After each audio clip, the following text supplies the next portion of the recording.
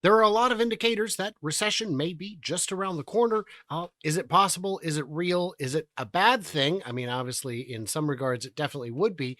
Randy made a video talking at quite exhaustive length about it, and I'm here to give him some of my trademark pushback. The good news. The good news, according to Randy, recessions are cleansing and generally result in another great economy for years into the future. This time, it looks like the economy will start to bud in the second half of 2025 and be unlike anything we've ever seen in history, helping to lift more millions out of poverty and creating wealth for many who are currently living on the edges of economic well being.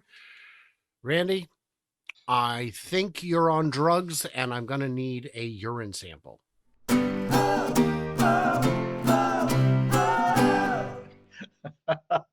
Okay, so the basic fundamental building block of any economy is productivity. Okay, think of it in terms of your own home. If you are producing a lot of activity, then you don't have to call in somebody to do the work for you. So if you can do your own plumbing, your own electrical, sweep your own carpets, wash your own car, you save yourself a whole bunch of money. All that productivity turns into wealth. All right. Well, that's true for individual humans. It's true for families. It's true for governments. It's true for businesses. Everybody gets more wealth if they are more productive. They're putting out more product or services per hour, per minute, per dollar, whatever. So we are now in a productivity boom for the last 2 quarters. And so you would say, "Oh, Randy, we're in a productivity boom, so therefore we shouldn't have a recession this year. If we're producing more, then we should be getting more wealthy. What kind of recession are you talking about? Where would that come from?" Well, if productivity is the central point, it's not the only point. Okay. So there's a whole bunch of other forces that are coming at us from all kinds of other directions. And those have now started to accumulate, pile up higher and higher to where I had to switch my position.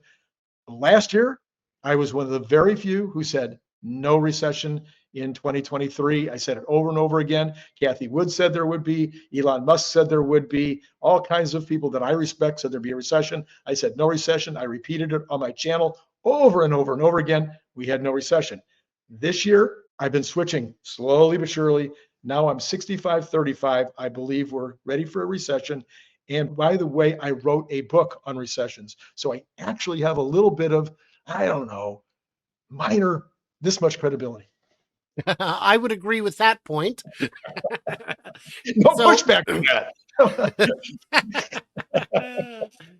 so you had 10 points. One of them is the 10-year, 2-year Treasury bond inversion. What's that? Okay, so normally, if you're going to borrow money from somebody for the short term, you are going to pay them a lot less interest for the short term than you are for the long term, okay? Because you have a much higher chance of getting it back. If you loan me $100 till tomorrow, I'm like, that's pretty. I have high confidence. But if I'm going to loan it to you for 10 years, who knows what's going to happen in 10 years? So I'm going to want to charge you a lot less. I'm going to charge you less for now. I'm going to charge you more for the long term. Well, right now that is inverted in the Treasury world. And so people are paying 5.5% for a 2-month Treasury, but they're only paying 4% for a 10-year Treasury. So this is the opposite of the way it's supposed to be. They've charted this over the years, and when that happens, it almost always, not always, it's not a perfect correlation, but it almost always means a recession is coming. Mm-hmm. And so that's where we're sitting right now. This inversion has been going on since a year ago, July. It's a very long time for these inversions to take place, and the inversion has been pretty deep compared to other recessionary times. So this is a pretty good indicator that we're heading towards a recession. Unemployment at 3.9, increased by 0.5 since the low. Over 1 million jobs lost in the last 90 days, according to the home survey. No net full-time jobs being added. That indicates slowing, yes? Yes, well, first of all, this will be a statistic that everybody will probably almost, if you're thinking about it at all, it's going to shake you up. We have not added in the economy, we have not added a net one full-time job since February of 2023. So we have a year now with not one net full-time job. All the jobs that are being added are part-time. So when you see these great numbers, all these large numbers every month in terms of how many jobs are being added to the economy, they are all part-time jobs, and they're taking out the full-time jobs. And there's a bunch of other indicators, but one of the big ones, and the ones that you can count on almost more than the inversion that we just talked about, is this idea of a 0.5% increase from the low. So we were at 3.4, now we're at 3.9% unemployment. That is a very high chance that we're headed towards a recession. I think there's almost 100% chance that this will continue to go up. We'll be in the 4.1, 4.2. Kathy Wood believes it'll be at 5% by the end of the year. So I would push back on that and say anything under 4.5 is still full employment, and it can wiggle around in that area without it necessarily indicating a recession. I would add to that, I have no books written on the subject of recession. So take what I say with a grain of salt. I know my viewers already take what you say with a salt cube, a little salt lick, the horsey kind. No, I guess that'd be sugar cubes. Either way, money supply growth is at recession levels. Randy, I love money supply. Money supply is like my jam. I would like some money supply, please. This is something that most people are not paying any attention to because it's a little bit in the weeds, maybe even more so than the inversion. And that's because most people are not moving money. All right. So if you are sitting as a bookkeeper in a small business at the retail, wholesale, manufacturing level, you know that you need to have money coming in from your customers, and that money comes in, and then you use that money to pay your suppliers and pay back the bank or send out dividends or whatever it happens to be. Well, in one of the recessions that I studied, the one in 19, I think it was 81, the Ronald Reagan recession, in that recession, the money dried up. There was no money to the point where people were bartering. I was bartering. I know other people that were bartering with products instead of, because there was just no money in the system. So when your money supply dries up completely, it is disastrous for business. It was the hardest recession that I ever went through, and I've gone through all 9, and I've owned 40 businesses during the course of that time, and also consulted with 400 during those years. So the money supply is critical to continuing and right now it's at recession levels. Another way I've heard that described is velocity of money. So the velocity right now is not terribly bad. Okay, the velocity is okay. It's the overall supply that is low. Okay, a bit in the weeds. Yeah. Regional banks are in trouble, and it looks to be worse than they thought. Yeah, so the big story last year was these regional banks that were failing. I think there was 5 or 6 regional banks that failed, and the Fed had to come in and help them get straightened out. We've just had another failure in New York. There's one that's looking like it's close to failure in Philadelphia. When you have the regional banks starting to fail, this is not good news, because the regional banks are really, in many ways, more important than the major banks. They are the ones that are supporting the local, regional purchases of homes, regional purchases of other kinds of property like commercial real estate, retail real estate, wholesale, etc., plus homes. So we all thought it was over. In fact, the Fed chairman said, look, the regional banks are okay. The only thing that we're worried about is the office space commercial property. And so we think that that's going to work through. We think that we can work that through. And he said it just 2 weeks ago when he spoke before Congress. He said it's looking okay. Well, in the meantime, in 2 weeks' time, I don't think this happened in 2 weeks' time, but I don't know why he wasn't paying attention then. But right now, what you have is a overbuild, believe it or not, of rental property. Commercial. No, not commercial, of residential rental property, of multi-units. So rents are dropping like crazy. Landlords are having to offer 2 and 3 months free rent in order to get people to move in. And there is another 1 million units coming on stream this year, which is more than normal for a year. And so it's looking as if there's going to be more drops in the rental pricing during the course of the year, which to the customer, that's great. To the landlords, not so good. And to the lenders, the regional lenders, who are the ones that back these buildings, really not good. Really. So this could put additional pressure on the regional banks. So along those lines, your fifth point was oversupply at the retail level, leading to steep price cuts in things like clothing and household goods. Yeah, this really embarrassed me because every single day, every single month, two of my programs, the morning program and the evening program, we look at things like where the inventories are. And I was watching these inventories every time they made the report and saying, well, the inventories are still high.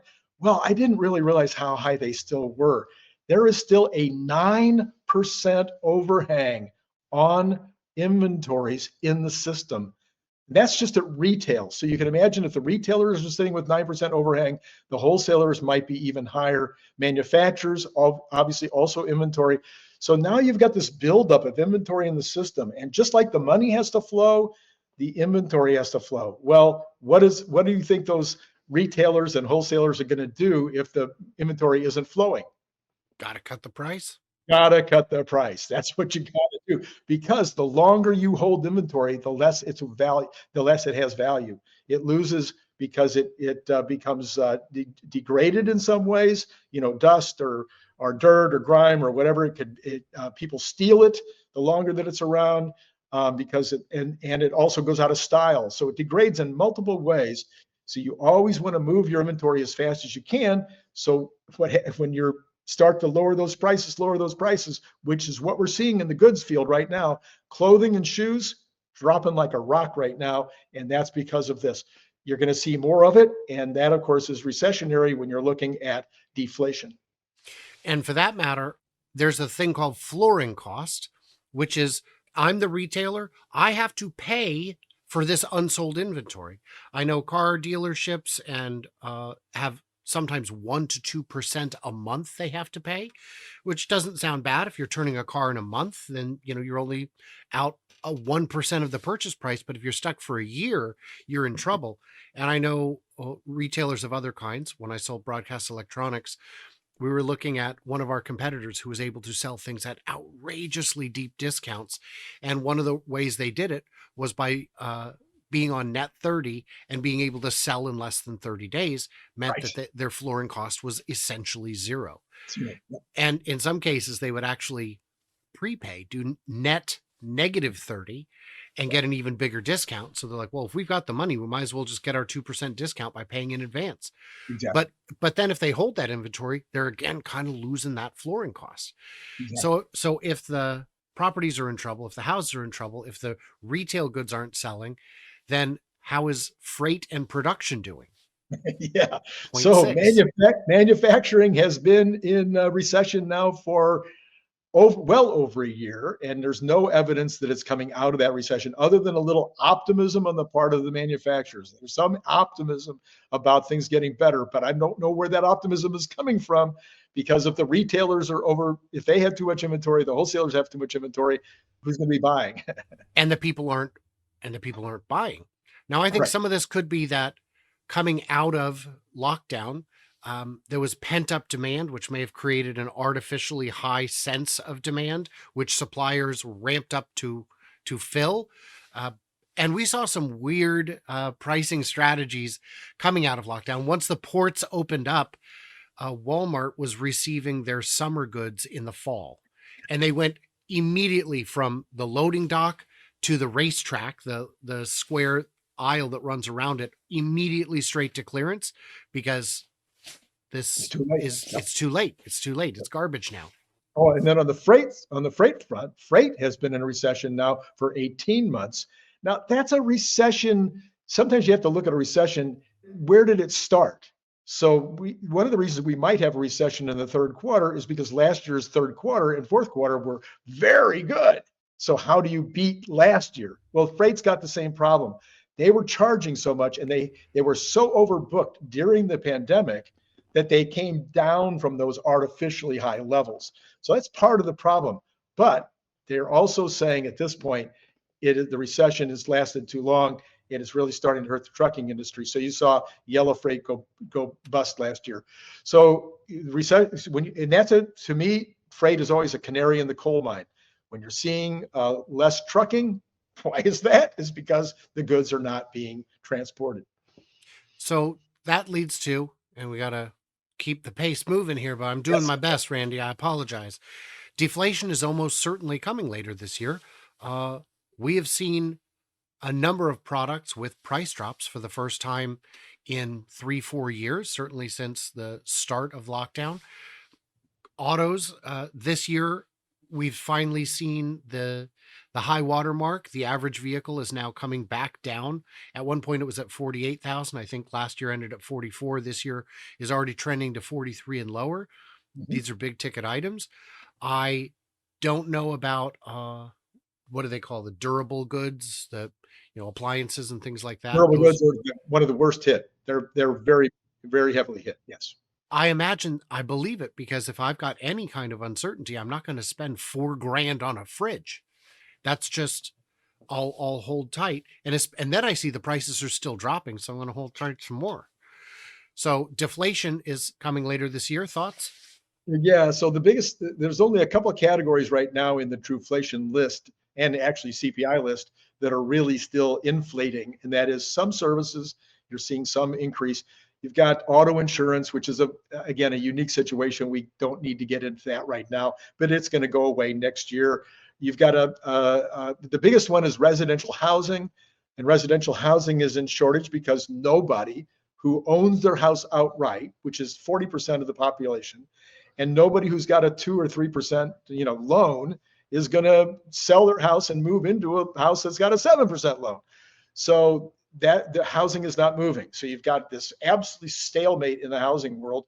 Well, when you get that stalemate and you got people that are demanding, they need a house and they really want to own a house, even during those same Ronald Reagan years when interest rates were at 12 and 13%, people would still buy homes.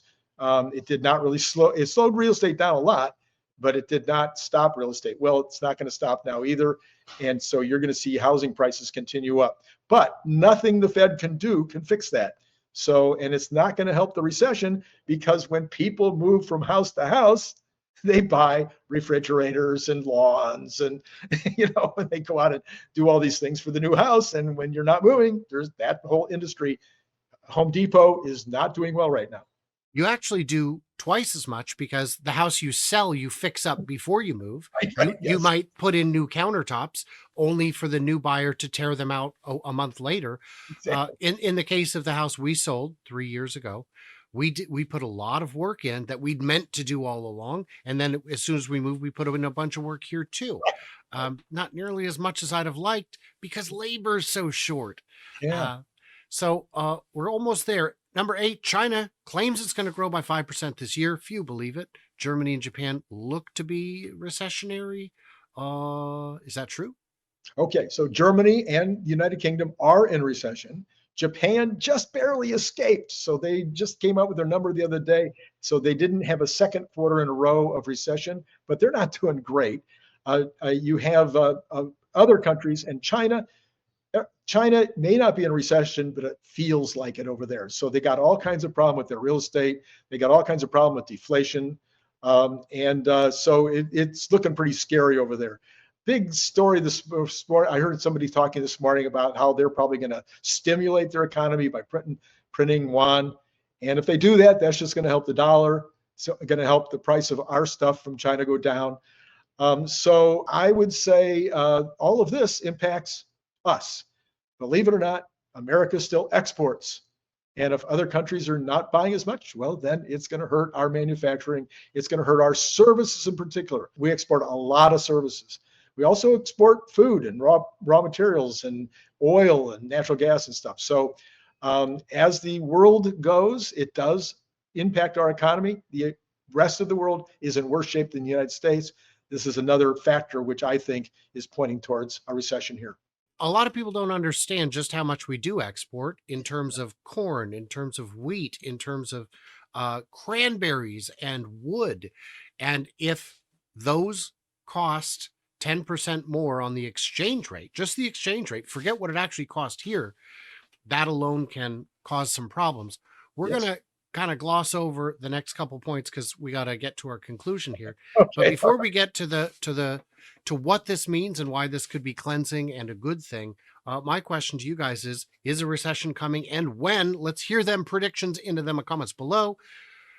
Number 9, you said commodities are extremely depressed and the trend line is down. Commodities being things that are fungible, things that are global in nature, wheat, corn, oil, all that. Steel, copper, aluminum. Yeah. Yeah, basic They're basic at things. record lows, and they're going down. So if commodities continue down, that would be an almost certain. Larry Goldberg likes to say copper is the canary in that coal mine on the commodities exchange. Watch copper. If it's headed down, that's bad news. But yeah, in general, right now, commodities do look recessionary. And your last point was the ratchet effect. Layoffs due to any of the above factor results in less purchasing power, negative impacts on other economies, and a little bit of a self-fulfilling prophecy, as it were. Yes, exactly. People become less confident that they're going to have a job. They don't spend the money. If they have less money coming in, they don't spend the money. So yeah, it becomes a ratchet. Yes. So let's talk about the upside. You said there's a cleansing effect. You said that coming out of this, we could see a boom hitherto unseen. Give me the good news, Randy. I'm getting sad. You're making me sad. All right. So yes, every recession ends. Now, some of them, we've had the Great Depression that went on for years and years. We had the Great Recession, which lasted over a year, but typically they last 6 to 9 months. This one probably will be short. That's my guess because of productivity. So the productivity factor coming in from ChatGPT, eventually from robots, from the things that ChatGPT is going to bring us that we're not even seeing yet in terms of the apps that are going to be produced to make ChatGPT useful in the workplace. These are all going to be creating disruptions, and so there could be some job loss, especially early on, as a result of these disruptions. But ultimately, that productivity is going to create the wealth. In the meantime, the recession wipes out a lot of the non-productive things. So who do you fire if you have to lay off somebody? You fire or lay off your least productive workers. And that is obviously what's going to happen. You have people that have, you remember the idea of the Peter principle.